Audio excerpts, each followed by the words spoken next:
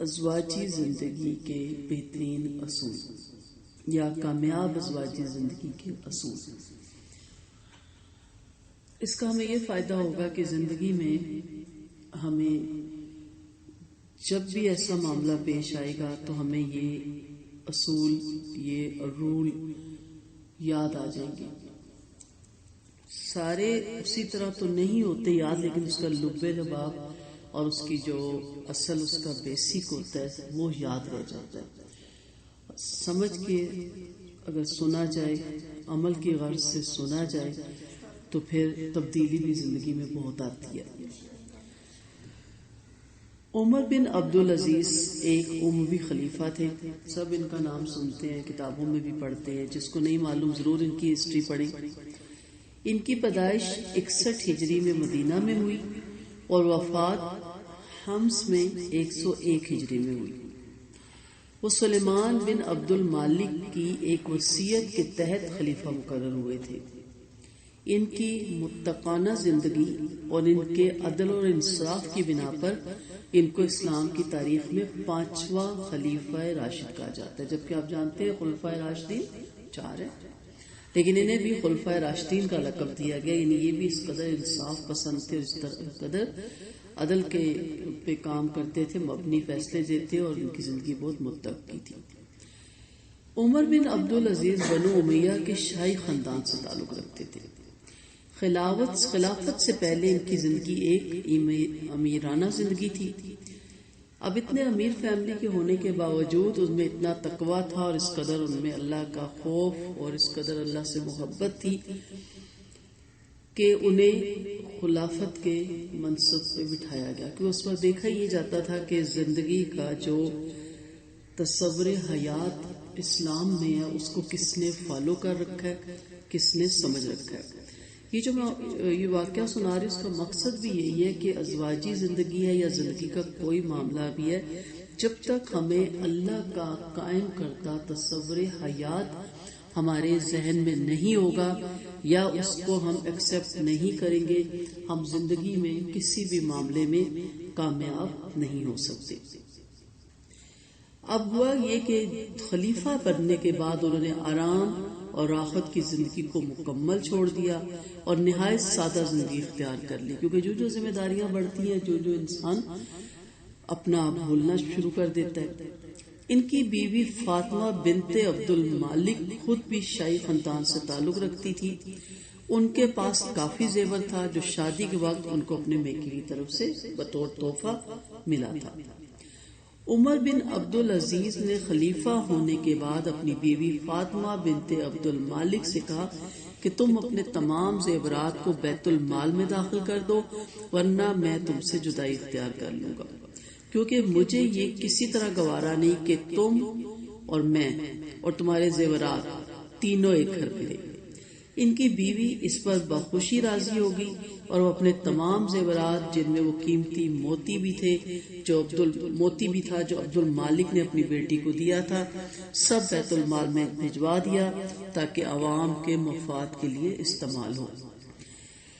اب یہ واقعہ کوئی چھوٹا واقعہ نہیں ہے. ہم بھی خواتین ہیں، اپنے آپ کو اس جگہ پہ رکھیں. ہمیں میکے کی طرف سے اگر کوئی چیز ملتی ہے یا سسرال کی طرف سے کوئی حق مال ملتا ہے تو ہمارے دعوے ختم نہیں ہوتے. اور اکثر اتنی زیادہ بھی عمر ہو جائے گی نا تو میکے سے ملے ہوا جولری سیٹ ہے، کچھ ہے، وہ عورتیں نہیں دیتی. وہ کہتی ہے میرے والد نے دیا تھا، میں کیوں دوں، خود کرو جو کرنا ہے. منع نہیں ہے، آپ کی چیز ہے، آپ رکھیں. یہاں اصل جس طرف میں آپ کو لانا چاہ رہی ہوں وہ یہ ہے کہ آپ کو پتا ہو کہ ازواجی زندگی کا پہلا وہ کیا اصول ہے جو آپ کو مضبوط بناتا ہے، آپ کے گھر کے ماحول کو خوشگوار بناتا ہے اور آپ کی زندگی ہماری جیسے صحابیات تھی یا ہمارے اسلاف کی جو عورتیں تھیں یا ہماری جو بزرگ عورتیں تھیں، ہماری دادی ہو گئی، والدہ ہو گئی، اس کے پیچھے راز کیا تھا ہم بھی ویسی زندگی گزار سکیں. تو یہ سادہ واقعہ نہیں تھا، غیر معمولی واقعہ ہے. یہاں پہلا سوال یہی ہوگا جو آپ بھی ضرور سوچیں کہ وہ کیا چیز تھی، یا میں آپ سے وہ سوال کرتی ہوں، سوچیں جس نے فاطمہ بنت عبد المالک کو اس پر راضی کیا کہ وہ خلیفہ عمر بن عبد العزیز کے مذکورہ غیر معمولی فیصلے کو اتنی آسانی کے ساتھ قبول اس نے کر لیا. کیا ذہن میں آتا ہے؟ ٹھیک ہے، اور چلیں شور سے محبت تھی، اور فرما برداری اللہ کے رضا کی. ٹھیک ہے، سب کے اچھے جواب ہیں اور صحیح بھی ہیں. مین جس پوائنٹ پہ میں آپ کو لانا چاہ رہی ہوں نا وہ یہی ہے کہ ان کو پتا تھا کہ تصور حیات کیا ہے، زندگی کا تصور اسلام کی نظر میں کیا ہے، جو ہر مسلمان عورت اور مرد کو پتا ہونا چاہیے، جو آج ہمیں نہیں معلوم. اسلام کے تصور کے مطابق موجودہ دنیا کی زندگی ایک عارضی زندگی ہے. میں بارہا اس طرف آپ کو کیوں لا رہی ہوتی ہوں کہ فکر آخرت زندگی گزارنے کا سٹائل بدل دیتا ہے. فکر آخرت اس دنیا کی حقیر یعنی عارضی محبتیں ہیں یا بینیفٹ ہیں یا انا ہے، کچھ بھی اپنے اندر ہے، یا ہٹ دھرمی ہے، ضد بازی ہے، مقابلہ بازی ہے، سیاست بازی ہے، کرتے ہیں نا ہم دوسروں کے بارے میں سیاستیں لڑاتے ہیں، عقل لڑاتے ہیں. تو میں جب اس طرح کے لوگوں کو دیکھتی ہوں تو میں دل میں ہنس رہی ہوتی ہوں کہ آپ کچھ بھی نہ کریں، آرام سے ریلیکس ہو کے زندگی گزاریں. کیوں؟ کیونکہ کریٹر، کریشن اور پلانر اللہ کی ذات ہے. پتا بھی نہیں ہل سکتا، گر بھی نہیں سکتا درخت سے نیچے، ایک پتا بھی نہیں ہل سکتا اس کے حکم کے بغیر. تو ساری دنیا کی طاقتیں بھی مل کے میرے خلاف اگر کوئی پلان کرتی ہیں، کوئی سیاست کرتی ہیں اور بظاہر وہ کامیاب ہو جاتی ہیں تو یہ ان کی کامیابی نہیں تھی، یہ آزمائش میرے نصیب میں میرے رب نے ازل سے لکھ چھوڑی تھی. ہوا کیا کہ انہوں نے صرف اپنا حصہ ڈالا. ٹھیک ہے، اسی طرح آپ بھی دوسروں کے بارے میں جو مرضی کر لیں اتنا ہی نقصان اگلے کو پہنچے گا جتنا اللہ نے اس کے نصیب میں لکھا تھا، اور وہ اس کے نصیب کی آزمائش تھی. اس پہ بھی ہم آگے آتے ہیں، آگے جو اصول ہے ابھی ہم اس کو صرف دیکھ رہے ہیں، اور اس کو اس میں سے گزرنا تھا، لیکن میرا صرف اس میں کیا ڈلا؟ حصہ بھی کیا، میں ہاتھ سے تو کچھ نہیں کر سکتی. سوچ، میری نیگیٹو خواہش کہ یہ خدا نہ خواستہ بندہ برباد ہو جائے، اس سے یہ نعمت چھن جائے یا اس کا نقصان ہو، تو اس چیز نے اس کو برباد نہیں کیا، اس کو تو اس کے نصیب کا ملا، میرا اس میں حصہ ڈل گیا. اب جب یہ تصور ہو نا کہ یہ عارضی زندگی ہے تو پھر انسان ان چیزوں سے بہت دور نکل آتا ہے، چاہے وہ زندگی کا عام معاملہ ہے، چاہے وہ ازواجی زندگی کا معاملہ ہے، یا کوئی خاص معاملہ ہے. یہ عارضی زندگی انسان کو امتحان کے لیے دی گئی، کیونکہ دوسری اب چیز ذہن میں کیا آ جاتی ہے کہ میں نے سدا شاید رہنا ہے. جیسے حضرت نوح علیہ السلام کے پاس ایک خاتون آئی، انہوں نے کہا میرے بچے فوت ہو جاتے ہیں. اس وقت لمبی عمریں تھی، 150 کے ہو کے فوت ہو جاتے ہیں، 200 سال کے ہو کے فوت ہو جاتے ہیں، اور عمریں ہزار سال تھی. ہم پڑھتے ہیں بنی اسرائیل کی روایات میں بھی یہ باتیں. تو حضرت نوح علیہ السلام نے کہا کہ ایک وقت آئے گا کہ ایک نبی کی امتیں 40 سال ہوں گی. اب کہاں 1000 سال عمر، ایک 40 دن، 40 سال تو یوں سمجھ لینا تو ان کے لیے 40 دن بھی نہیں تھے. تو اس خاتون نے کہا کہ پھر تو وہ ان کا دنیا سے بالکل لگاؤ نہیں ہوگا، کیونکہ 40 سال کے لیے صرف آ رہے ہیں. تو حضرت نوح علیہ السلام نے کہا کہ نہیں، وہ تو بڑی بڑی عمارتیں بنائیں گے اور بڑے بڑے قلعے. تو اس خاتون نے کہا کہ اگر میری عمر صرف 40 سال ہو تو میں ایک سجدے میں گزار دوں. یعنی کہنے کا مطلب یہ تھا کہ کرنا کیا 40 سال کے لیے، یا تو نا 1000-2000 سال. تو اسی لیے قرآن میں بھی آتا ہے لمبی ان کی عمریں ہو گئی تو آخرت سے غافل ہو گئے. ہماری تو عمریں بھی اتنی نہیں ہیں. تو یہ جو عارضی زندگی انسان کو امتحان کے لیے دی گئی، یہ تصور ہمیشہ آپ کے ذہن میں ہونا چاہیے. جب یہ تصور ذہن میں ہوتا ہے نا تو آپ پہلی بات دیکھیں کہ آپ جو اسکولوں میں پڑھ رہے ہیں، یونیورسٹیوں میں جو پڑھ چکے ہیں، کیا ہوتا ہے. ہمیں اس سے غرض نہیں ہوتی کہ ہمارا جو پیپر کے لیے سینٹر بنے گا وہ شاندار ہو. بس جو لسٹ میں نام آ گیا جا کے پہلے چیک کر آتے ہیں. ہم وہاں جا کے بیٹھتے ہیں تو ہم اس سے کرٹیسائز نہیں کرتے کہ اس کے ڈیسک اچھے نہیں تھے، چیئر اچھی نہیں تھی، اس میں لائٹیں اچھی نہیں تھی. ہم کیا کر رہے ہوتے ہیں، سٹارٹ سے لے کے آخر تک ہماری نظر گھڑی پہ ہوتی ہے.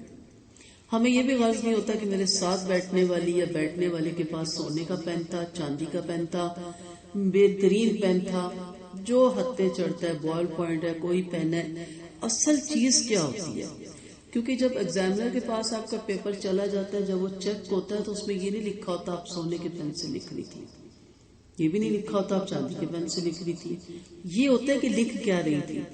اب جو تو صحیح آنسر آپ نے لکھا ہوتا ہے وہ رائٹ، اور جو آنسر غلط ہوتا ہے کیا ہوتا ہے، اس پہ رونگ کراس مار دیا جاتا ہے. یہی معاملہ اس عارضی زندگی کا ہے. اس میں جو آپ کو امتحان کی صورت میں رکھا گیا، اللہ آپ سے یہ نہیں پوچھے گا آپ امیر تھی یا غریب تھی، آپ رئیس تھی یا اسیر تھی. ٹھیک ہے، آپ سے کچھ نہیں پوچھے گا آپ کا کتنے مرلے کا مکان تھا، کوارٹر تھا یا آپ جھگی میں رہتی تھی، یہ اس کو پتا ہے، اس نے خود دی ہے. اصل وہ پوچھے گا کہ اس عارضی زندگی میں جو آپ کو امتحان دیا اس کا آنسر کیا تھا، یعنی جو آپ کو ایکشن تھا اس کا آپ کا ریئیکشن کیا تھا. اللہ کا ایکشن ہے غریبی ہمیں دے، ہمارا ریئیکشن کیا ہونا چاہیے؟ واہ ویلا، رونا دھونا، کرٹیسائز، اپنی قسمت کو رونا ہر وقت. اور اوپر سے اگر شوہر غریب مل جائے تو میری تو قسمت ہی خراب ہے، پیچھے سے بھی بھوک دیکھی تو آگے بھی بھوک دیکھی، کہتے ہیں نا. اب پیچھے کچھ نہیں کہنا، ماں باپ کو کہنا، بہن بھائیوں کو، سارا غصہ آ کے کس غریب پہ نکالا؟ شوہر پہ. اس کو کیا، تم آپ تو 20-22 سال کے بعد اس کے پاس آئی. میرے رب نے نصیب میں لکھا ہوا تھا، اگر دونوں کے نصیب میں دولت ہوگی تو مل جائے گی. تو انسان کی اصل زندگی جو ہے نا، موت کے بعد دوسری دنیا میں شروع ہوتی ہے. اور یہی فکر آخرت، یہی تصور حیات ہے ہمارا اسلام کا، جو ہمارے اندر سے اور ہمارے آنے والی نسلوں کے اندر سے ختم ہوتا جا رہا ہے. موت کے بعد آنے والی زندگی جب شروع ہوگی نا، تو اس وقت وہ خاتون جو اپنے شوہر کی اطاعت گزار کا ذہن میں آتی غلامی آ جاتی ہے. غلامی نہیں ہے، فرما برداری ہے. جیسے آپ ماں باپ کی فرما بردار کتنا لوگ اپریشیٹ کرتے ہیں، کتنی اچھی بچی ہے، جدھر سے گزرتے نا یہ بہت نائس بچی ہے. فرما بردار بہن، سر اٹھا کے بھائی چلتے ہیں کہ ہماری بہنیں بہت اچھی ہیں، ہمارے آگے سر اٹھا کے بات نہیں کرتی، برا بھی نہیں لگتا نا، کتنا اچھا لگتا ہے. ہر رشتے میں فرما برداری پسندیدہ ہے نا. کوئی آفس میں آپ کام کر رہے ہیں، وہاں آپ دیکھ لیں، آپ فرما بردار اگر جاب کر رہے ہیں تو آپ کا باس بہت خوش ہوتا ہے. کام تو سب کر رہے ہیں لیکن کہتے ہیں نہیں اس کے اندر یہ بہت اچھی عادت ہے. یہی چیز شوہر کے پاس آتی ہے تو کیا کہا جاتا ہے؟ زیادہ ہی نیچے لگ گئی ہو. کیوں کہتے ہیں؟ میں پڑھ رہی تھی کل، سوچتی تھی کتنی گہری بات ہے کہ اگر کوئی لڑکی شوہر سے ڈیورس لے لے، اللہ نہ کرے، تو سب کہتے بہت اچھا کیا. ایسے بندے کے ساتھ رہنے کا کوئی فائدہ نہیں تھا، اچھا ہوا آزادی ملی ہے، ریلیکس ہو جاؤ، اور بہت ہے، چلو ٹریٹ دو، جان چھوٹی تمہاری. اور جب ایک بندہ نوکری سے نکالا جائے تو کیا کہتے ہیں؟ تمہاری نہیں چلنی تھی وہاں مرضی، جاب آفس کی چلنی تھی، مذاق بنایا ہوا تھا جاب کو، اب نوکری چلی گی دوبارہ ملے گی. کتنا کرٹیسائز کرتے ہیں ہم. عورت کو نہیں کرتے کہ تم نے اپنی مرضی کیوں چلائی، گھر میں شوہر کی بھی تو چلانے دیتے نا. بالکل، یعنی ہمارا تصور اپوزٹ ہوتا ہے. کیوں؟ کیونکہ جب آپ کو میرا پچھلا لیکچر یاد ہو، میرا جسم میری مرضی، ہوا کیا کہ ہمارے ذہنوں میں یہ ڈال دیا گیا کہ ہم ہر جگہ فرما برداری کریں گے، جاب میں بھی فرما برداری کریں گے، لیکن شوہر کے پاس پہنچیں گے تو سارے بدلے اس سے لیں گے، اگلے پچھلے. تو میں کیا بات کر رہی تھی کہ جب وہ زندگی شروع ہوگی تو کیا کہا جائے گا کہ وہ عورت جو 5 وقت کی نماز پڑھتی ہے، رمضان کے روزے رکھتی ہے، یعنی جو ہمارے اسلام کے 5 پلر ہیں، اور اپنے شوہر کی فرما بردار ہے، تو جنت کے 8 دروازوں سے پکاری جائے گی. اب اس زندگی کا پتہ ہی کوئی نہیں. ٹھیک ہے، اتنی خوبصورت احادیث ہیں. حدیث ساری خوبصورت ہوتی ہیں کہ انسان کا دل چاہتا ہے کہ انسان اڑ کے جنت میں پہنچ جائے. یعنی ایسی خواتین کے لیے جو اچھی صفت کی مالک ہیں. ایک حدیث یہ بھی آتی ہے کہ ایسی نیک عورت اگر اس کا شوہر بھی نیک ہے تو اپنے شوہر سے 500 سال ہے یا کچھ اس طرح کی روایت ہے، میں بھول گئی اس کا اصل فگر، اس سے پہلے جنت میں جائے گی، مرد بعد میں پہنچے گا. وہ حدیثیں ہمیں کوئی نہیں سناتا. اگر ہمیں ہماری نظر میں وہ حدیثیں ہو نا کہ اب دیکھو مرنے کے بعد تو مرنا ہے ہم نے، اسے تو کوئی نہیں روک سکتا، مرنے کے بعد ہم نے جی اٹھنا بھی ہے، اسے بھی کوئی نہیں روک سکتا. مرنے کے بعد اس دنیا کے امتحان کا رزلٹ ملنا اسے بھی نہیں کوئی روک سکتا. تو ہمیں پتا ہونا چاہیے نا کہ امتحان کیا تھا. پہلے ایز اے بیٹی میرا کیا امتحان تھا، پھر ایز اے بہن میرا کیا امتحان تھا، پھر ماں کے، بیوی کے، پھر آگے جتنے رشتے چلے جاتے ہیں. یہی امتحان ہے نا. آپ سے کوئی ڈاکٹریٹ کی ڈگری تو نہیں وہاں مانگے گا نا اللہ تعالیٰ، پی ایچ ڈی یا ان کی ڈگریاں تو نہیں مانگے گا نا کہ میں نے پی ایچ ڈی میں فل مارکس لیے تھے، میں فلاں ڈگری لے کے فلاں.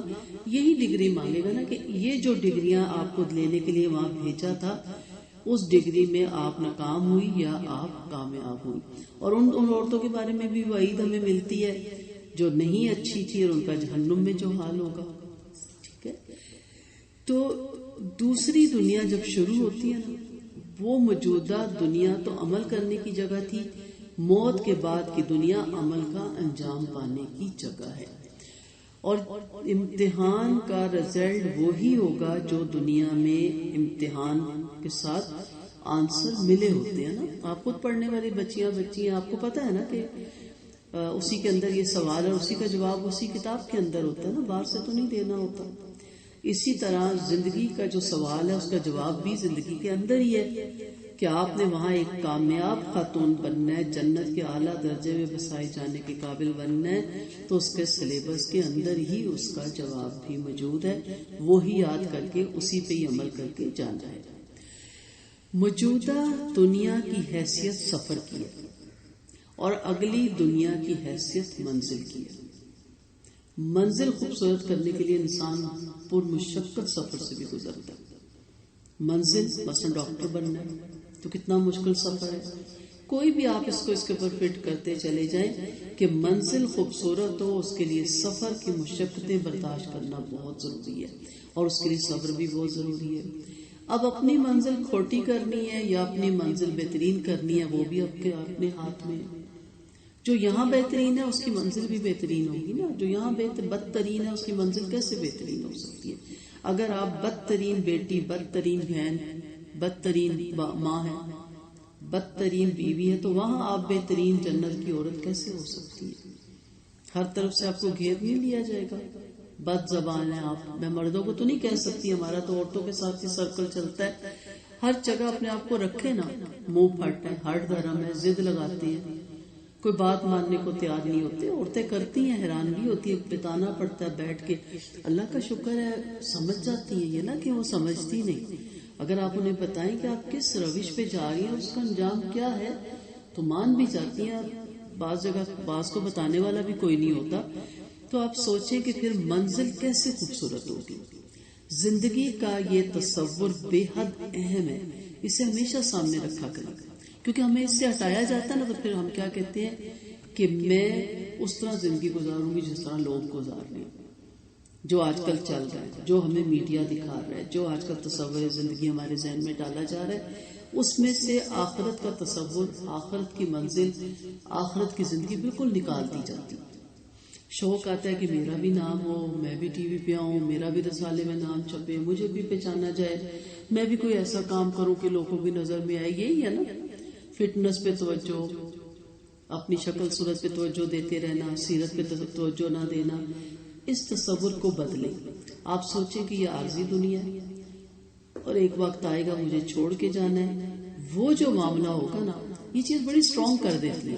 آپ ایک دم رک کے کہتے ہو کہ میری قبر میں تو میں اکیلی ہی ہوں گی. جن کی خاطر میں اپنا رنگ روپ بدلوں گی، حلیہ بدلوں گی، اپنا لباس بدلوں گی، جن کو خوش کرنے کے لیے دیکھا جائے تو آپ اپنے آپ کو نہیں خوش کر رہے ہوتے، آپ دوسروں کی خوشی میں جی رہے ہوتے. اس کو یہ پسند نہیں، اس کو وہ پسند نہیں، وہ یہ پسند نہیں کرتا. آپ کو کیا پسند ہے؟ آپ سے اگر ہر ایک سے اپنے ذاتی پوچھا تو انسان کہتے ہیں کچھ بھی نہیں، میں تو سمپل سی لائف گزارنا چاہتا ہوں. ہر کوئی روپ دھارا ہوا ہے دوسروں کی خاطر. آپ اللہ کی خاطر روپ دھار لیں. جو اللہ کو روپ پسند ہے، پھر جو مرضی کوئی کرتا رہے، آپ پرواہ نہ کریں. وہ موجودہ دنیا کے معاملے کو ثانوی چیز بنا دیتا ہے. اس زندگی کا یہ تصور بے حد اہم ہے. اور اگلی دنیا کے معاملے کو اولین چیز، یعنی جو بعد میں آنی ہے وہ پہلے آ جاتی ہے، اور جو یہ پہلے والی ہے وہ بعد میں چلی جاتی ہے. کہ اس کی کوئی اتنی حیثیت نہیں. اصل حیثیت ہے آخرت کی. اس تصور کے تحت آدمی کا یہ ذہن بنتا ہے کہ موجودہ دنیا کا نقصان عارضی نقصان ہے۔ اصل اہمیت کی بات یہ ہے کہ آدمی اگلی دنیا کے نقصان سے بچ جائے، اور یہ تصور کسی عورت یا مرد کو اس قابل بناتا ہے کہ وہ آخرت کے انعام کی امید میں موجودہ دنیا کے کھونے کو برداشت کر لے۔ سمجھ آ رہی ہے بات؟ جب آپ یہ ذہن میں رکھیں گے تو آپ کو ایک دم دل چاہے گا کہ جس طرح میں احترام، محبت، خیال اپنے والد کا کرتے تھے نا، اب بڑے ہو گئے، ابھی بھی بچیاں بہت کرتی ہیں اپنے پاپا کے ساتھ، ہر بچی کو بہت ہوتا ہے، یہ فطرتی ایک عمل ہے۔ پھر اسی طرح بھائیوں کے ساتھ، بھائی بہت پیارے ہوتے ہیں، آپ اپنے گھروں میں ہوتے ہیں، ان کا سر بھی دکھ جائے آپ جہاں نماز پہ بیٹھ جاتے ہیں، بہت اچھے لگتے ہیں، یہ بھی ہمارے اندر سے کھرچ کے بھی نہیں کوئی نکال سکتا، کچھ بھی کر دیں نہ ہم کہتے ہیں اب کیا کریں، بھائی ہے۔ بیٹے تو بہت ہی عزیز ہوتے ہیں ماؤں کو، جب تک وہ کھائیں نہ گھر نہ آئیں ماؤں کی نیند اڑی رہتی ہے۔ شوہر کیوں نہیں عزیز ہوتے، وہ کیوں نہیں اچھا لگتا، اور لگتا بھی ہے نا، چلے یہ نہیں میں کہتی نہیں اچھا لگتا، اظہار کیوں نہیں ہے، جس کو سب سے زیادہ اظہار کی ضرورت تھی، چلے جی بہت برا ہے یہ بھی مان لیا۔ کئیوں کے والد کتنے سخت ہوتے ہیں، کس قدر سخت مزاج ہوتے ہیں، کتنی پابندیاں لگاتے ہیں، پھر بھی اچھے لگتے ہیں۔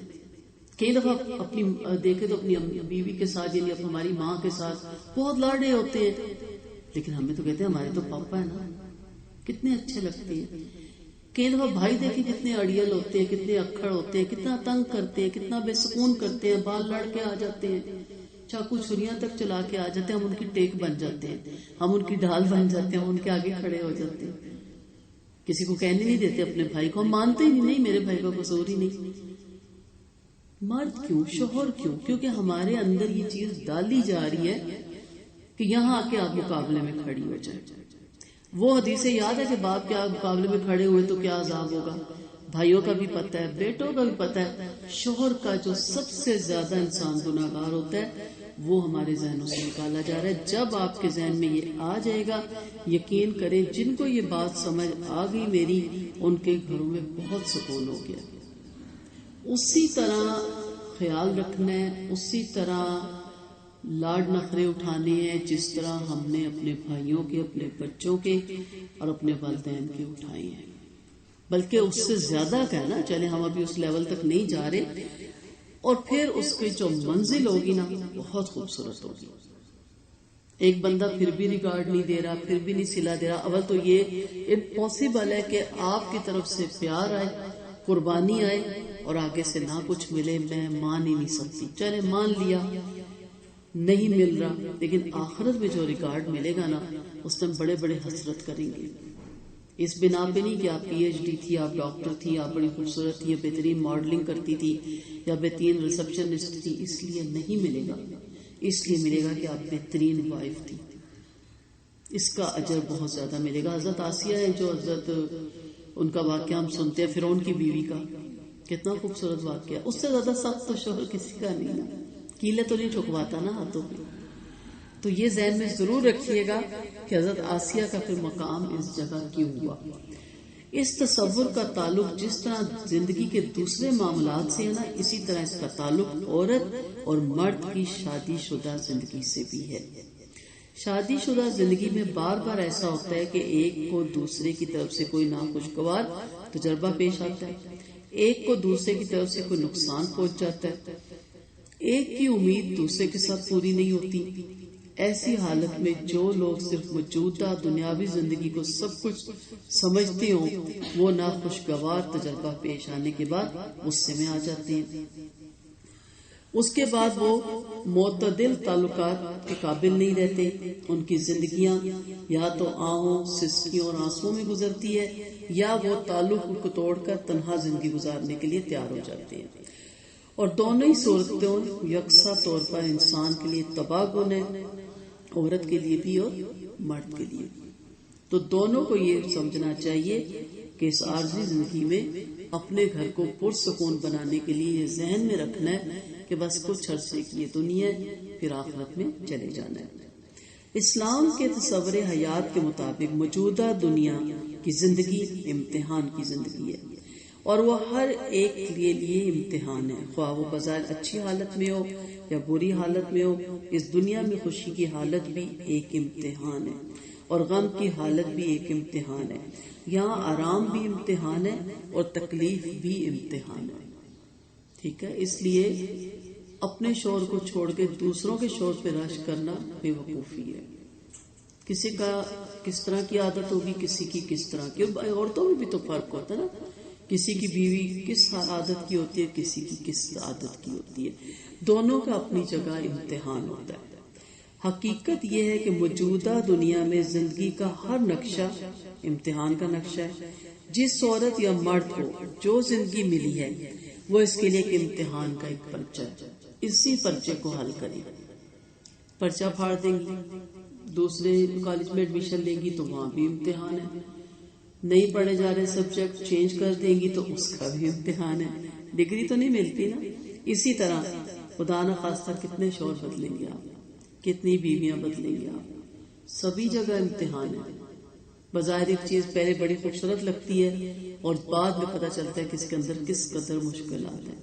اولاد انسان کتنا چاہ سے مانگتا ہے، یہ کہا گیا کہ وہ آزمائش ہے جسے انسان خود مانگتا ہے، اسے بھی آزمائش کہا گیا، مال کو، اور پھر وہ اولاد پالنے میں جو دکھ اٹھاتا ہے انسان، ان کی بیماریاں، ان کی تکلیفیں، ان کے جھگڑے، بہت سے مسائل، اور سب سے بڑا دکھ جب وہ شادی کر کے آپ کو اگنور کرتے ہیں، جب آپ اکیلے بیٹھے ہوتے ہیں، وہی بیٹے آپ کو سلام کرنے کے روادار نہیں، ملک ہی چھوڑ جاتے ہیں، دوسرے ملکوں میں چلے جاتے ہیں، تو کیا کیفیت ہوتی ہے، انسان کیا کہتا ہے، اس دن کے لیے میں نے اولاد مانگی تھی۔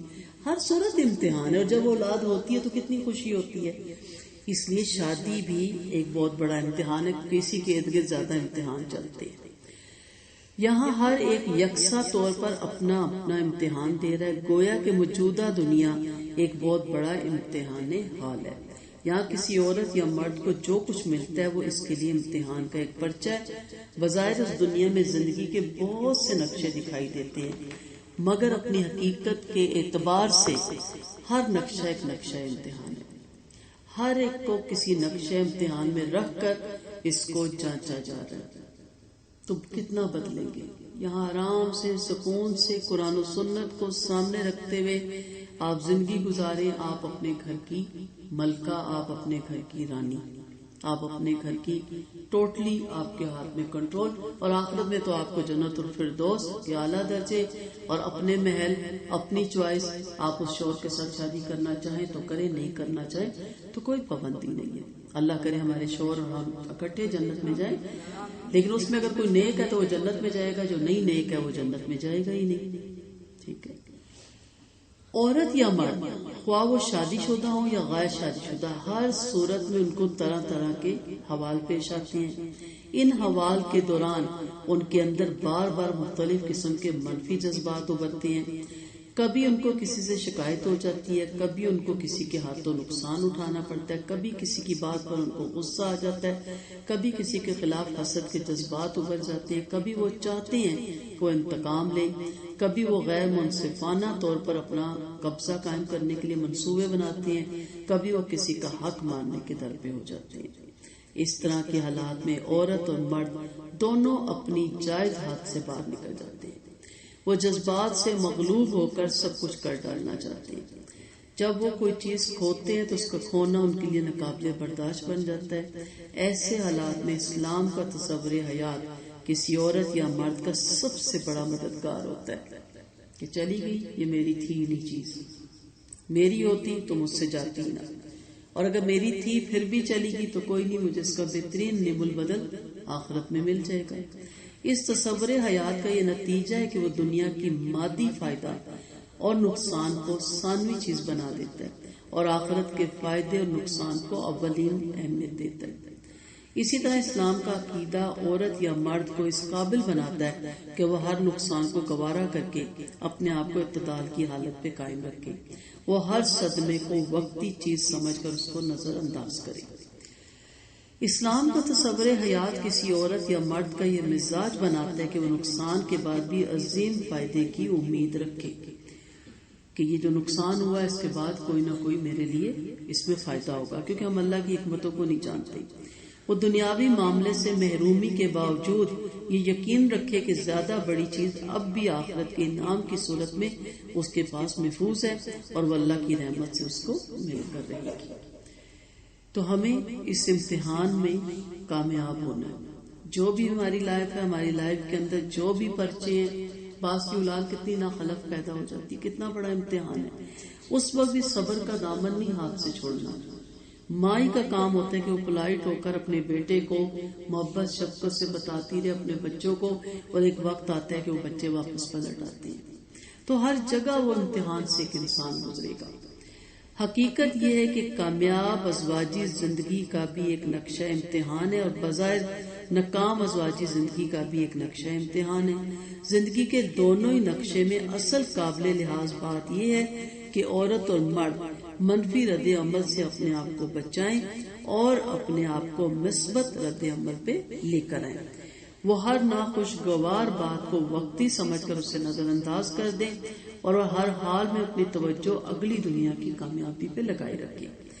یہی کامیاب ازواجی زندگی کا پہلا اصول ہے۔ ابھی آگے اصول آئیں گے۔ زندگی نے وفا کی، اللہ کا حکم ہوا تو ہم سوچیں گے تھوڑا ڈیفرنٹ طریقے سے، ہم دیکھ رہے ہیں نا، ہمیں پتہ ہے کیا عورت کے حقوق ہیں، کیا مرد کے ہیں، کیا عورت کے فرائض ہیں، کیا مرد کے، سب ہمیں پتہ ہے۔ وہ اس وقت تک آپ ادا نہیں کر سکتے جب تک آپ کو یہ نہ پتا ہو کہ یہ دنیا عارضی ہے۔ اگر میرے حقوق میں تھوڑی بہت کمی بھی ہو گئی کوئی فرق نہیں پڑتا، میری طرف سے کوئی کمی پیشی ہوگی تو بہت فرق پڑے گا۔ میرا رب مجھ سے یہ نہیں پوچھے گا کہ ہاں بتا تیرا حق کس نے ادا نہیں کیا۔ یہ تو سوال میرے سلیبس میں آئے گا ہی نہیں۔ میرے سلیبس میں یہ سوال آئے گا کہ تم بتاؤ تم نے کس کا حق مارا، اور وہاں عورتیں اپنے شوہر کے حق مارنے میں بہت آگے نکل جائیں گی۔ حدیث ہمیں بتاتی ہے نہ شکرے پن میں، لان تان کرنے میں، شکایتیں لگانے میں، ہر چیز میں آگے۔ دو عورتیں بیٹھیں گی تو سب سے پہلے کرٹیسائز کسے کریں گی؟ اپنے شوہر کو، جس کی اس قدر اطاعت ہے۔ اور یہی امتحان ہے، اسی میں آپ کا امتحان ہے نا، اور یہی ہمارے ذہنوں میں ڈالا جاتا ہے کہ وائی کیوں میں کروں اطاعت۔ ٹھیک ہے، چلیں آپ کو ایک شوہر کی اطاعت کرنی ہے، بچوں کو تو ماں کی بھی کرنی ہے، باپ کی بھی کرنی ہے، تو بچے تو زیادہ مظلوم ہو گئے، کل اٹھ کے کریں گے یہ وائی کیوں ہم ماں باپ کی اطاعت کریں۔ بہت بری بات ہے، برا لگتا ہے نا یہ جملہ، ان کا برا لگتا ہے تو عورتوں کا نہیں برا لگتا۔ تو کوئی مظلوم نہیں ہے آپ کے، اگر آپ کو شوہر کی، اور میں نے کہا نا اطاعت کا مطلب غلامی نہیں ہے، جو سلیبس میں ہے جس طرح آپ نے اپنی ازواجی زندگی گزارنی ہے۔ مرد کے لیے بھی بڑی حدیث ہے، وہ آگے ہم پڑھیں گے کہ ایک حدیث کا مفہوم ہے نا کہ اچھے لوگ بااخلاق عورتوں کے ساتھ اچھے ہوتے ہیں، کمینے لوگ کمینی حرکتیں کرتے ہیں، لفظ یوز ہوا ہے، کمینہ پن ان مردوں میں ہوتا ہے۔ وہ ہمارا موضوع نہیں ہے نا، ہم نے تو اپنے سوال کے جواب ڈھونڈنے ہیں نا کہ مجھے آخرت میں کامیاب کیسے ہونا ہے۔ تو اس کے سوا کوئی بھی دوسرا اصول موجودہ دنیا میں قابل عمل نہیں ہے۔ جب تک آپ آخرت کا تصور سامنے نہیں رکھیں گے آپ خوش نہیں رہ سکتے، آپ زندگی میں کامیاب نہیں ہو سکتے۔ قرآن کی جو سورت ہے سورت فجر، اس میں 15 اور 16 نمبر آیت ہے، اس کا ترجمہ ہے، پس انسان کا یہ حال ہے کہ جب اس کا رب اس کو آزماتا ہے اور وہ اس کو عزت اور نعمت دیتا ہے تو وہ کہتا ہے میرے رب نے مجھ کو عزت دی، اور جب وہ اس کو آزماتا ہے اور وہ اس کا رزق اس پر تنگ کرتا ہے تو کہتا ہے میرے رب نے مجھے تذلیل کر دی میری۔ قرآن کی اس آیت میں اللہ کی تخلیقی سکیم کو بتایا گیا۔ اس سکیم کے مطابق، پلان کے مطابق انسان کی تخلیق کا اصل مقصد کیا ہے؟ آزمائش، یا ذہنی طور پہ تیار ہو جائے، ڈرانے کے لیے نہیں، کیئرفل ہونے کے لیے۔ پیدائش سے لے کے آخرت تک امتحان ہی امتحان، اور موت کا امتحان تو پھر بہت ہی سخت ہے۔ یہاں اگر کسی مرد یا عورت کو مادی نعمت زیادہ ملتی ہے تو وہ اس کے لیے آزمائش کا ایک پرچہ ہوتا ہے، اور اسی طرح اگر کسی عورت یا مرد کو مادی ساز و سامان کم ملتا ہے تو وہ بھی اس کے لیے امتحان کا ایک پرچہ ہوتا ہے۔ لیکن نادان لوگوں کا یہ حال ہوتا ہے کہ مادی فراوانی ہو تو وہ احساس سے برتری میں مبتلا ہو جاتے ہیں۔ اکثر دیکھا ہے مردوں کے پاس پیسہ آ جائے تو وہی بیویاں بری لگنے لگ جاتی ہیں، ہوتا ہے۔